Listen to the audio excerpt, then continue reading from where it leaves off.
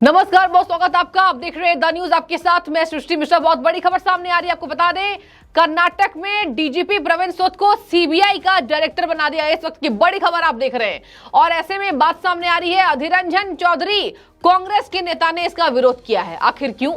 बैठक में प्रधानमंत्री शामिल थे, बैठक में chief justice of India Chandrachud ji शामिल थे और आपको बता दें कि लोकसभा में विपक्ष के नेता के तौर पर अधीर रंजन चौधरी भी शामिल थे।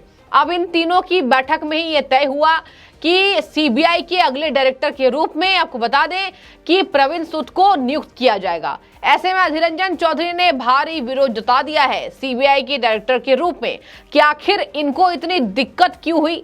आपको बताते हैं कि अधीर रंजन चौधरी ने साफ कह दिया है कि ऐसा लग रहा है कि प्रवीण सूद काम करने के योग्य नहीं है। अब सीबीआई के पास कई ऐसे मामले लंबे थे दर्शकों, जिससे कर्नाटक के अंदर कांग्रेस की मुश्किलें बढ़ सकती हैं। कहा यह जा रहा है कि कांग्रेस को इतनी दिक्कत क्यों हो रही है, इस पर सियासी घमासान मचा हुआ है और इससे जनता लगातार ये तार जोड़ने की कोशिश कर रही है कि सीबीआई के डायरेक्टर बनने पर अधीर रंजन चौधरी को छोड़कर ना प्रधानमंत्री ने कुछ किया, ना चीफ जस्टिस ने कुछ बोला, अपनी टिप्पणी नहीं दी। तो अधीर रंजन चौधरी ने विपक्ष के नेता के तौर पर यह टिप्पणी क्यों दे दी कि प्रवीण सूद काम करने के योग्य नहीं है। बहुत बड़ा सवाल उठ रहा है, कांग्रेस की पार्टी में क्या झोल है? झोल है इसलिए प्रवीण सूद का नाम जो सबसे आगे चल रहा था सीबीआई डायरेक्टर के रूप में, उनके नाम का विरोध जोरों शोरों से किया जा रहा है। और आपको बता दें, एक बार भी अधीर रंजन चौधरी ने यह नहीं कहा कि उनकी दक्षता, उनके कौशल के आधार पर चयनित किया गया है, वो बधाई के पात्र हैं। जबकि प्रधानमंत्री शामिल थे, प्रधानमंत्री के सामने वो कह रहे हैं, बाहर आने के बाद बैठक में जब पत्रकारों ने उनसे बातचीत की, क्या हुआ, क्या फैसला हुआ, जबकि प्रवीण सूद का नाम सीबीआई डायरेक्टर के रूप में सबसे आगे चल रहा था, फिर भी अधीर रंजन चौधरी ने विरोध जताया और कहा कि ये नालायक हैं। योग्यता नहीं है, इसका मतलब साफ होता दर्शकों, अगर योग्यता नहीं है यानी कि वो नालायक। अब इस बात से जनता ये क्वेश्चन पूछ रही है कि इतनी दिक्कत कांग्रेस पार्टी को क्यों हो रही है। कर्नाटक के डीजीपी हैं, कर्नाटक की पूरी पोल पट्टी वो खोल सकते हैं। और आपको बता दें, कर्नाटक में क्या हुआ है, कांग्रेस ने क्या खेल रचा है, आगे कांग्रेस पार्टी क्या कर सकती है, सरकार बन गई है कांग्रेस पार्टी की, और कांग्रेस पार्टी क्या झोल जनता के विरोध के लिए कर सकती है। क्योंकि जनता का देखिए भरोसा तो जीत चुकी है, लेकिन जनता के दावों पर खरे नहीं उतर पाती है।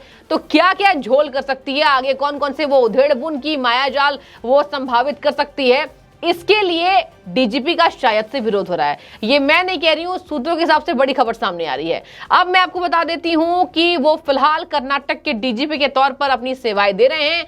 25 मई को सीबीआई के जो पूर्व डायरेक्टर रहे सुबोध, उनका कार्यकाल समाप्त हो रहा है। उसके बाद से सीबीआई के डायरेक्टर के रूप में आपको नजर आएंगे प्रवीण सूद जी।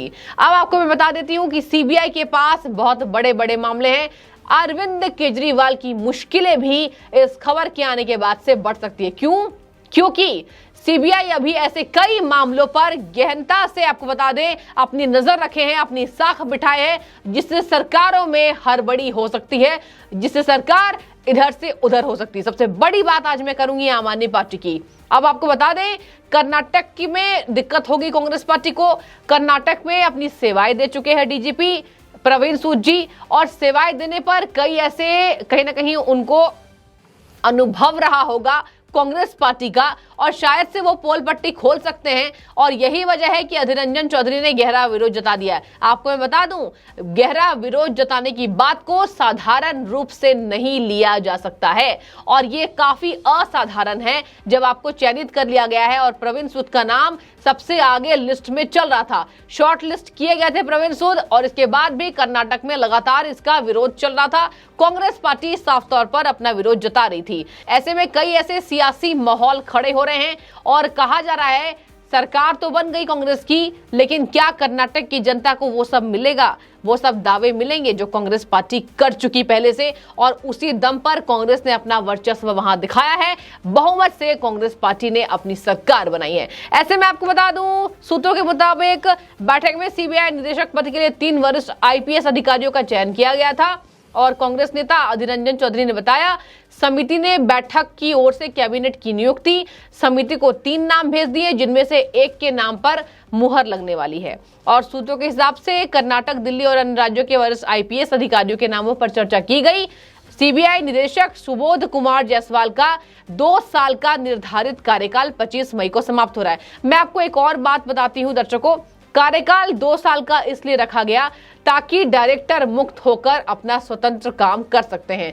हालांकि योग्यता, दक्षता, कौशलता, इसके हिसाब से कार्यकाल को 5 साल तक बढ़ाया जा सकता है, ये सरकार के ऊपर है। अब 26 मई को जायसवाल का कार्यकाल खत्म हो रहा है।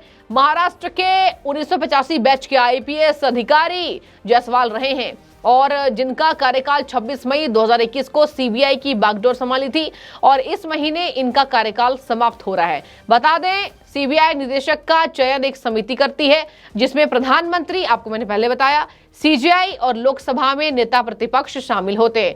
नियुक्ति 2 साल के निश्चित कार्यकाल के लिए की जाती है, जबकि कार्यकाल 5 साल तक बढ़ाया जा सकता है। अब ऐसे में आखिर क्यों उधेड़-बुन में फंसी हुई कांग्रेस पार्टी, इसकी खोज खबर रखनी पड़ेगी और लगातार बीजेपी भी लगता है इस मुद्दे को भुनाने की कोशिश करेगी कि सीबीआई के डायरेक्टर का विरोध की। हालांकि नियुक्त कर लिए गए हैं। अरविंद केजरीवाल की मुश्किलें बढ़ सकती हैं, बड़े बड़े मामले लंबित हैं। एक बार सीबीआई ने पूछताछ कर लिया अरविंद केजरीवाल से और 9 घंटे की पूछताछ हुई थी। ऐसे में अगर प्रवीण सूद नियुक्त हो चुके हैं तो कहा जा रहा है मसले को सुलझाने के लिए अरविंद केजरीवाल की वापस से सीबीआई मुख्यालय के द्वारा मांग तेज हो सकती है, यानी कि उनको पूछताछ के लिए दोबारा से बुलाया जा सकता है। और ऐसे में आपको बता दें कि प्रधानमंत्री के आवास पर यह बैठक हुई थी। सीबीआई के नए डायरेक्टर किसको बनाया जाएगा, सबसे आगे रेस में इनका नाम ही चल रहा था। बैठक के दौरान 3 वरिष्ठ आईपीएस मौजूद रहे और सूत्रों के नामों को अब कैबिनेट की नियुक्ति समिति को भेज दिया गया है।